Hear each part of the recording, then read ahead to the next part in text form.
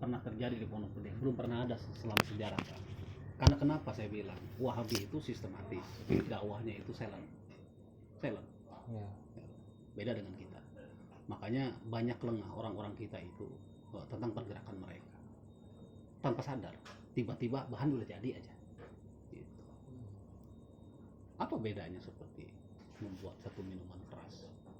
Silent itu tiba-tiba udah diedarkan. Nah itulah Wahabi. Sistem kartel ya. Jadi bisa dibilang tuh konflik yang paling memicu antara kedua golongan tersebut Tentang akidah. ya tentang akidah ya, yang selalu berulang-ulang gitu. Iya, tentang akidah, ya itulah mereka itu selalu menyalahkan apa yang kita lakukan karena seperti tahlil tidak ada di zaman Rasul. Itu hal yang kecil, tapi sampai sekarang itu masih tetap jalan. Yang diperdebatkan antara Wahabi dengan kiai kita itu ya cuma seputar itu, masalah furu'iyah. Masalah furu'iyah. Kalau masalah akidah clear lah, Tuhan kita Allah, Nabi kita Nabi Muhammad, Quran itu kitab suci kita, clear itu. Tapi mereka salahnya yaitu mereka itu hanya dua saja, karena di hadis itu kan kata baginda Rasul, aku tinggalkan dua pusaka itu, ketika kalian pegang dengan teguh sampai mati dijamin oleh Rasul tidak sesat dan tadilu abadan. Apa yang pertama, Al-Quran sama hadis. Mereka kesana bang, secara hadis itu emang banyak gitu, cuman kan secara praktek di lapangannya itu ibadah, kalau kita mengacu kepada hadis dan Quran kita nggak bisa sholat, nggak bisa sholat. Intinya kayak gitu, ente bisa menangkap. Kalau konflik besar di Pondok Gede khususnya ya, tidak pernah ada forum besar kita debat Wahabi, nggak ada.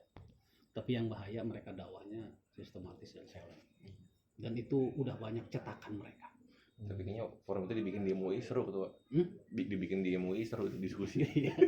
Saya pernah di Berak Pisah, saya pengen tuh. Iya. Lalu Wahabi tokohnya di sini siapa? Nggak ada yang tahu ya. Jadi nggak ada yang terkenal tokoh Wahabi di Pondok Gede itu nggak ada. Jadi mereka orang luar dakwah di masjid kita di sini nih, di masjid kita cuma itu meninggalkan jejak, meninggalkan jejak. Kalau tokohnya nggak ada siapa? Kalau PKS ada.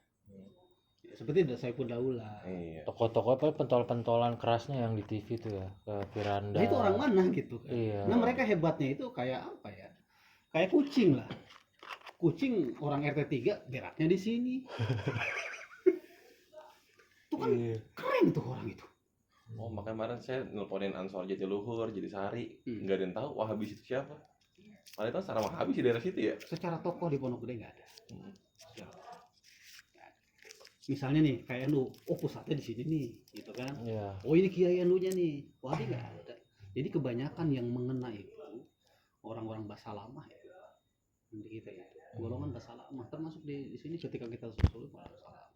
Ketika kita lihat materinya, bang, wah luar biasa bang, ayat jihad di sana.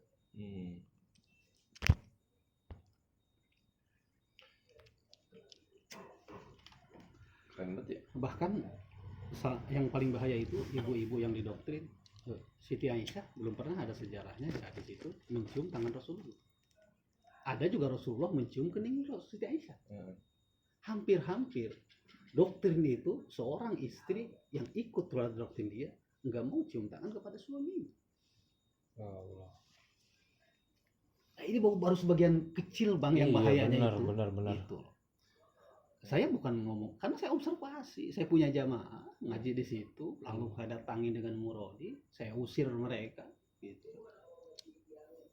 Ini bahaya. Siapa yang memikirkan itu, pertanyaan saya? Saya bilang, Kiai hanya memikirkan diri sendiri, dengan jamaahnya, dengan golongan. Ansor merangkul orang marginal. Saya ngerasain. Kemarin ada kader Jatimah ketua sampai masuk RSJ. Jadi bangsa. Dia jadi katanya canduin obat nih, sama bokapnya dipukulin mulu di rumah.